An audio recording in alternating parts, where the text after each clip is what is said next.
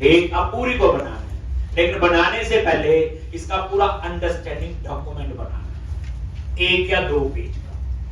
ये पूरी एप्लीकेशन है क्या, हमने क्या क्या काम किया, कौन सी स्क्रीन बनाई, कौन सा टेबल बनाए, फिर उसके बाद कोडिंग में मैंने क्या ध्यान रखा, कनेक्शन सिंक का ध्यान रखा, कनेक्शन को ओपन करने का ध्यान रखा, फिर डेटा मैनिपुलेशन का ध्यान रखा। ठीक, मतलब कहने का अपनी अंडरस्टैंडिंग में लिखो ना, उसके लिए तो आपको कोई लैंग्वेज का लेना देना नहीं है। और जब बच्चे आपको अंडरस्टैंड हो गया, लैंग्वेज तो सिंटैक्स है जिसको आप सीखने मेरे पास आए, और कुछ फर्क नहीं। अब आप लोग ये क्लोज किया जी, अभी तक हम कितना कोड कर चुके थे, जैसे बच्चे वीकेंड आ गया और प्रैक्टिस है। वीकेंड का टारगेट क्या, हमारी क्लास मंडे टू फ्राइडे होती है, बट सैटरडे 9 से 4 ये ओपन होता है इंस्टीट्यूट, प्रैक्टिस के लिए आ सकते हो, डाउट पूछ सकते हो, ठीक एक्स्ट्रा। लेकिन आपका टारगेट ये होना चाहिए कि सैटरडे जो प्रैक्टिस होगी मेरी, जितना 5 दिन में पढ़ा है करना बंद हो, मैं बस ये नहीं चाहिए, ताकि मैं ये देखने चाहते हैं हम लोग कि हम पूरे फ्लो को समझ पाते हैं कि नहीं। छोटा छोटा तो याद हो जाता, वन गो में प्रोग्रामिंग के अंदर याद रखना। जैसे हम प्रोजेक्ट बनाते हो बच्चे, एक प्रोजेक्ट पे 1 साल काम चल रहा है, रोज 8 घंटे काम करते हैं, तो जो चीज लास्ट मंथ में यूज कर रहे हो सकता जो फर्स्ट मंथ में जब इंप्लीमेंट की थी उसकी मुझे रिक्वायरमेंट, तो कैसे याद होगा, पूरा फ्लो पता होना चाहिए। अब यहां पे सेव का लिख चुके थे, अपडेट का और डिस्प्ले। जैसे डिस्प्ले पे क्लिक किया, यहां जिस एम्प्लॉय को आप सेलेक्ट करो ये उसकी डिटेल आ गई यहां, ये फाइंड का कोड समझाया था।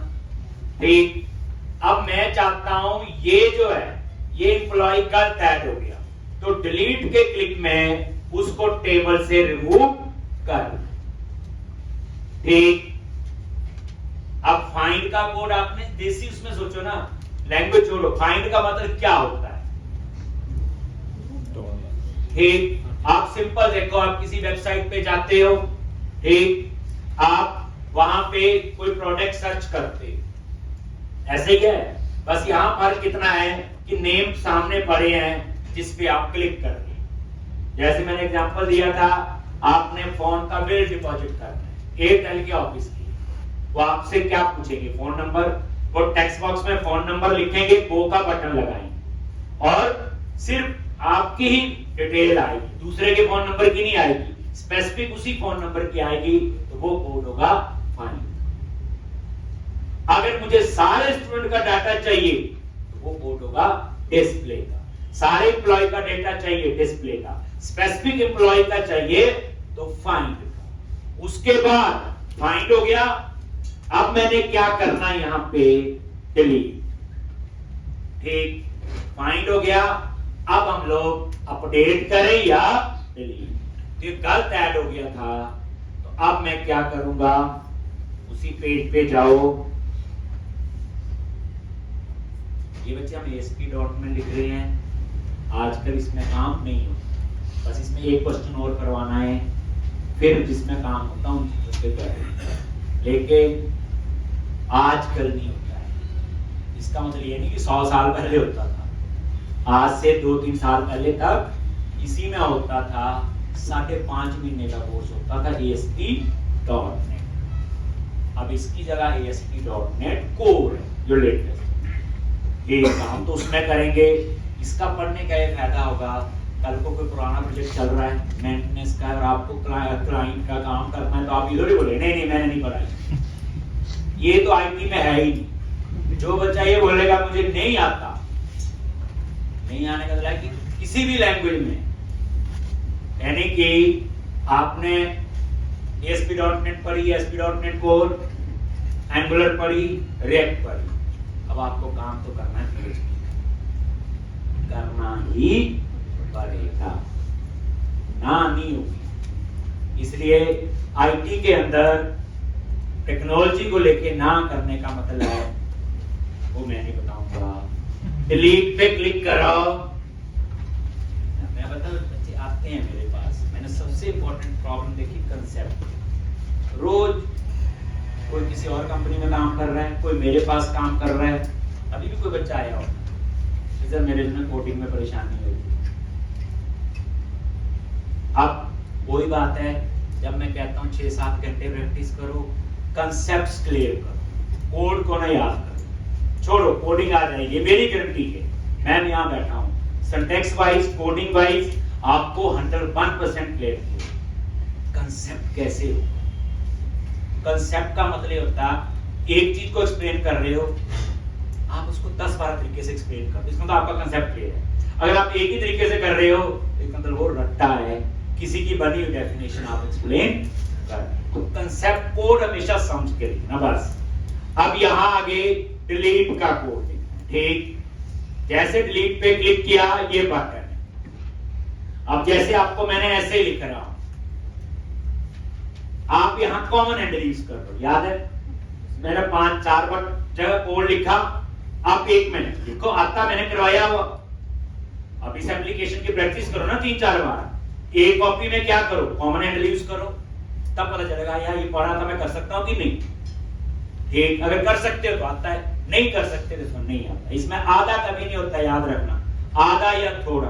क्लाइंट को हम ये नहीं बोलते मैं थोड़ा प्रोजेक्ट बनाता हूं, मैं आधा बनाता हूं। लो, एसक्यूएल कमांड क्लास पढ़ी थी पहले दिन तो डिटेल से बताई थी। ये किसके लिए यूज होती? डेटा मैनिपुलेशन के लिए। और बताया हुआ एसक्यूएल कमांड क्लास है, सीएमडी उस क्लास का ऑब्जेक्ट है, और न्यू के बाद क्या होता? उस क्लास का कंस्ट्रक्टर है। कंस्ट्रक्टर क्या होता है? एक मेथड होता है, सेम नेम क्लास नेम। तो याद रखना, न्यू के बाद क्लास का नेम नहीं होता, मेथड होता है। अगर वो method same name class name है तो वो कंस्ट्रक्टर है। मेथड की पहचान क्या है? ब्रैकेट्स। ये क्लास है और ये मेथड है। अब ये क्लास कैसे बनी है? तो इस पे F12 प्रेस किया, एसक्यूएल कमांड पे F12, देखो आगे यहाँ पे ये फ्रेमवर्क है जहां पे सारी बनी हुई।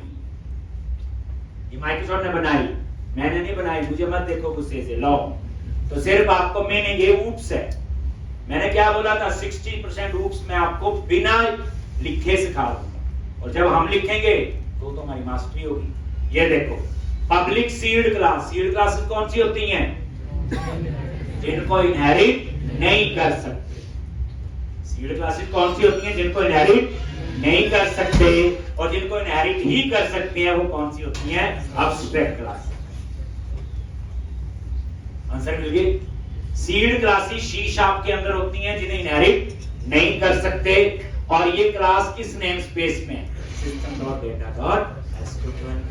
अब आप वापस देखो, F12 करके चेक कर लो, ठीक। अब उसके बाद cmd dot command text, command text में क्या लिखते हैं? क्वेरी लिख सकते हैं, स्टोर्ड प्रोसीजर लिख सकते हैं, और टेबल का नेम लिख सकते हैं। लिख सकते हैं कि नहीं?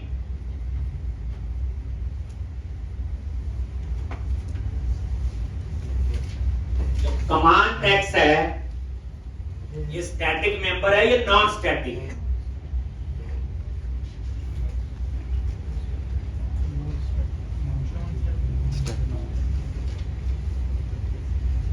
क्लास के अंदर दो ही टाइप के मेंबर होते हैं, स्टैटिक या नॉन स्टैटिक। स्टैटिक मेंबर को क्लास के नेम के साथ एक्सेस करते हैं, नॉन स्टैटिक को क्लास के ऑब्जेक्ट के साथ। तो ये सीएमडी तो क्लास का बच्चे ऑब्जेक्ट है ना, तो इसका तो कमांड टेक्स्ट क्या हुआ? Non static. ठीक, और यहां पे सब बताया हुआ, और मैं एक चीज बार बार बताता हूं, ये भी पता चल गया होगा आपको। अब आप उसे याद ना रखें तो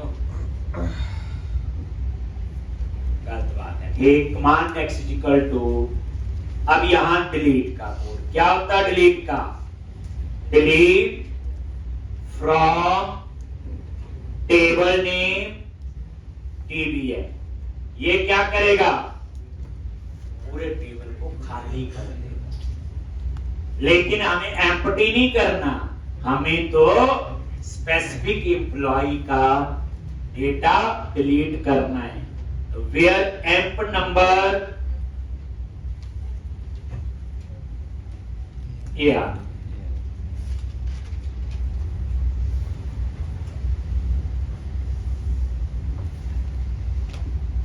delete from TBM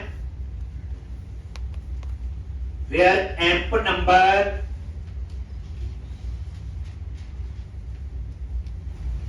और जो एम्प नंबर आप लोग बताओ, एम्प नंबर क्या आपका प्राइमरी, एम्प नंबर क्या आपका प्राइमरी की। और मैंने बोला वेयर के बाद हमेशा ऐसा कॉलम यूज करो जिसपे इंडेक्स हुआ हो, और जो प्राइमरी की होती है उसपे इंडेक्स बना होता है, क्लस्टर इंडेक्स होता है जो एक टेबल पे एक ही हो सकता है। तो ये डिलीट है, डिलीट फ्रॉम टेबल नेम, किस एम्प्लॉय का डेटा डिलीट करना वो आपने बता दिया। वेयर एम्प नंबर कॉलम का नेम है और ये जो है वो पैरामीटर। ओके जी। अब उसके बाद यहां इंटरव्यू में कुछ क्वेश्चन पूछा जाता है, एक डिलीट स्टेटमेंट है उससे भी डाटा डिलीट कर सकते हैं, एक कौन सी होती ट्रंकेट। बस ये डिफरेंस बता दो डिलीट और ट्रंकेट में क्या है।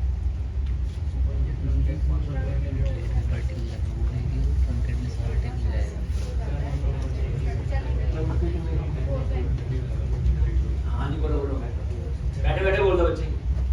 ट्रंकेट में हम रोल बैक नहीं कर सकते डाटा, और डिलीट में हम कर सकते हैं। और ट्रंकेट में एक ही साथ सारी डिलीट हो जाएगी, और डिलीट में 1 by 1 होगा, और डिलीट में बेयर कंडीशन यूज कर सकते हैं, ट्रंकेट में नहीं है। और याद नहीं आ रहा। चलो कुछ तो बोले, बिल्कुल ठीक बोले। और बोलो भाई। आज ही कराया समझ।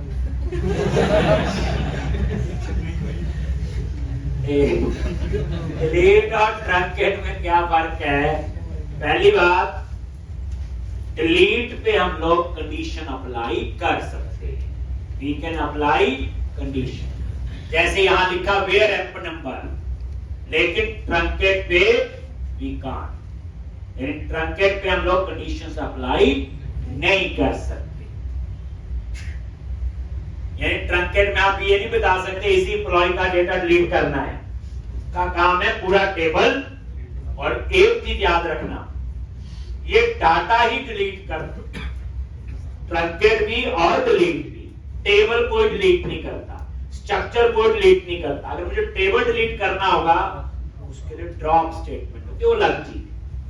इसलिए पहली बात समझना, दोनों का काम है डेटा डिलीट करना। बस डिलीट का जो डाटा है उसको आप रिकवर कर सकते हैं, और ट्रंकेट का जो डाटा है उसे रिकवर नहीं कर सकते। रिकवर का क्या मीनिंग हुआ?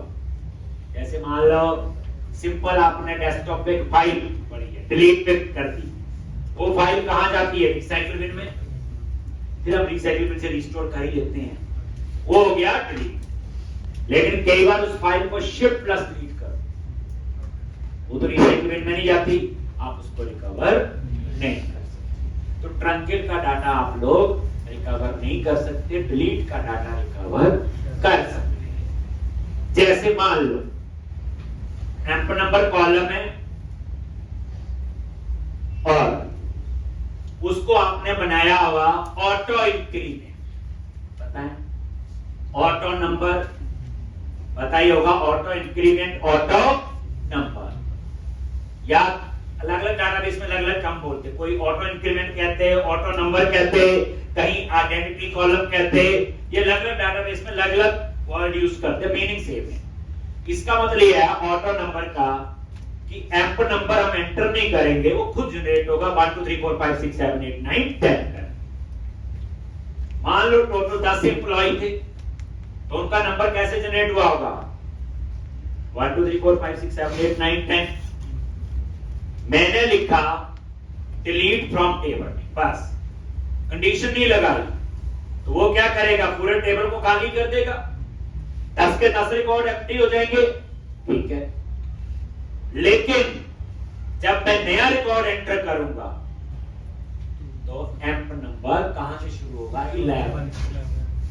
कहां से शुरू होगा? 11 से। अगर मैं ये डिलीट ट्रंकेट से करता हूं, ट्रंकेट से ही पूरा टेबल खाली हो जाता है, उसमें कंप्लीशन होती नहीं है, तो ट्रंकेट से डिलीट करता हूं और फिर मैं नया रिकॉर्ड डालूंगा तो एम्प नंबर 1 से स्टार्ट होगा। तो ट्रंकेट के केस में ऑटो इंक्रीमेंट कॉलम की वैल्यू रीसेट हो जाती है, डिलीट के केस में ऑटो इंक्रीमेंट कॉलम की वैल्यू रीसेट नहीं होती। ट्रंकेट के केस में ऑटो इंक्रीमेंट कॉलम की वैल्यू रीसेट हो जाती है, डिलीट के केस में ऑटो इंक्रीमेंट कॉलम की वैल्यू जो है वो रीसेट नहीं। अभी हम डिलीट ही यूज करें। नेक्स्ट सीएमडी डॉट, अब ये क्वेरी कहां पे एग्जीक्यूट हो, ये कनेक्शन बता दिया। देखो चौथी पांचवी बार लिख रहे हैं ये कोड। इस क्वेरी में कितने पैरामीटर हैं? 1। कितने एट द रेट हैं? तो cmd dot parameter dot add with value at the rate EN9, और ये एम्प नंबर कहां से आएगा? जिस एम्प्लॉय को आपने सेलेक्ट किया होगा, जो एम्प नंबर आपका सेलेक्ट करके कहां आया होगा? Text box 1 dot text select कर रहे हैं ना हम लोग। जिस एम्प्लॉय को सिलेक्ट किया उसकी डिटेल कहां आ गई? टेक्स्ट बॉक्स में। तो टेक्स्ट बॉक्स 1 में एम्प नंबर है, 2 में नेम, 3 में एड्रेस, 4 में सैलरी। और याद रखना पूरी रो डिलीट होती है, कॉलम डिलीट नहीं होता, पूरी रो, कॉलम डिलीट नहीं। ठीक है जी, बस एक पैरामीटर आपने पास कर दिया, उसके बाद क्या लिखेंगे? cmd डॉट एग्जीक्यूट नॉन क्वेरी। ये क्या करेगा? Just to execute the query, ये डिलीट कर देगा। उसके बाद एसक्यूएल कमांड क्लास ने जो रिसोर्स यूज किए वो फ्री कर देगा cmd डॉट डिस्पोज, क्योंकि जब न्यू लगाते हैं तो मेमोरी कहां एलोकेट होती? हीप में। और जिस ऑब्जेक्ट ने हीप में मेमोरी ली है उन ऑब्जेक्ट को तो हमें फोर्सफुली डिस्ट्रॉय करना होता है, नहीं तो मेमोरी में पड़े रहते हैं। अब इस लाइन को नहीं लिखोगे बढ़िया चलेगा प्रोजेक्ट, लेकिन जब लाखों यूजर एक्सेस करेंगे ठीक, तो वो हैंग भी हो जाता है। बच्चे जितने ऑब्जेक्ट बनी जा रहे हैं, डिस्ट्रॉय कर नहीं रहे हम लोग, ठीक। तो इसलिए cmd डॉट इसको याद रखना, उसमें सिर्फ एक चीज है, ऑब्जेक्ट कब बनाना और कब डिस्ट्रॉय करना, इन दो चीजों पे पूरा ध्यान रखना है। ASP.NET Core में इसके लिए बड़ी अच्छी फीचर आई है, डिपेंडेंसी इंजेक्शन। उसमें ये काम अपने आप होता है, उसमें ये है ना, क्लास ही 100 बना लो, 500 बना लो, कोई फर्क नहीं, वो रिक्वायरमेंट के हिसाब से। लेकिन जब भी क्लास का ऑब्जेक्ट बनाते हैं मेमोरी तब ऑक्युपाई होती है। अगर आप उस ऑब्जेक्ट को डिस्ट्रॉय नहीं करोगे तो मेमोरी तो बनी रहेगी। ये जरूर लाइन लिखने, इससे एरर नहीं आएगी नहीं लिखने से। और उसके बाद लिस्ट बॉक्स क्या हो जानी चाहिए? रिफ्रेश। और उसके बाद टेक्स्ट बॉक्स क्या हो जानी चाहिए? एम्प। लो कितना छोटा सा कोड।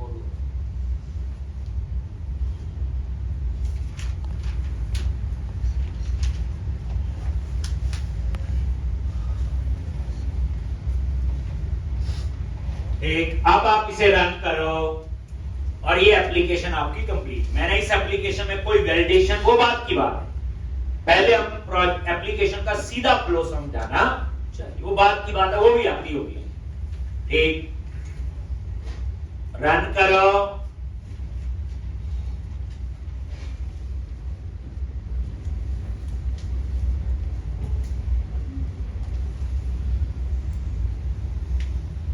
डिस्प्ले, और ये देखो सिलेक्ट किया, आ गया, और डिलीट, ये देखो हो गया डिलीट। अब बच्चे खाली डिलीट करोगे तो एरर देगा, वो बात की बात है, एरर हैंडलिंग टॉपिक है, वैलिडेशन टॉपिक है। ठीक, जब करेंगे तब सिखाएंगे। ये सिलेक्ट किया और डिलीट, ये सिलेक्ट किया और डिलीट भी हो रहा है, और ठीक है जी। तो अब बच्चे आपके लिए काम क्या है, इस पूरी एप्लीकेशन को दोबारा से बनाना है वन गो। पहले क्या करना, आज इस पूरी एप्लीकेशन की एक अंडरस्टैंडिंग डॉक्यूमेंट बना, पेपर 1 या 2 पेज का जितना अच्छा बनाओगे। अब उस समय कोड नहीं सोचना। ये पूरी एप्लीकेशन क्या थी, डाटा एंट्री स्क्रीन, डाटा कैसे डाटाबेस में मैनिपुलेट हो रहा था, तो पूरा अंडरस्टैंडिंग डॉक्यूमेंट बनाना, पेपर पे स्क्रीन भी बना लेंगे, कनेक्शन से डाटाबेस सर्वर एप्लीकेशन, जो मैंने चीजें बातें बोली जितनी जितनी आपको याद आ जाए, तो अगर आपको 70% भी याद आ गया तो आपको सब जाए। तो पहले अंडरस्टैंडिंग डॉक्यूमेंट, फिर उसके बाद इसको बनाना शुरू कर।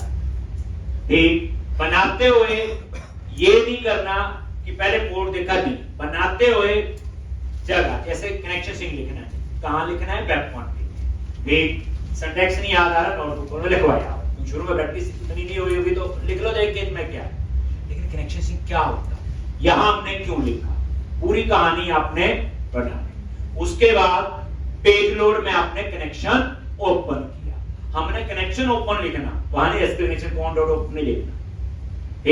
फिर उसके बाद सेव का कोड, फिर डिस्प्ले का, फिर फाइंड का, फिर अपडेट का, फिर डिलीट का, यानी प्रॉपर फ्लो में उस कोड को आप लोग लिखोगे। बस कोड जब लिखना है, क्योंकि अब इतनी अच्छी प्रैक्टिस नहीं होगी, तो कोड जब देख के लिए ये ना होना डिलीट का कोड अपडेट में लिख रहे।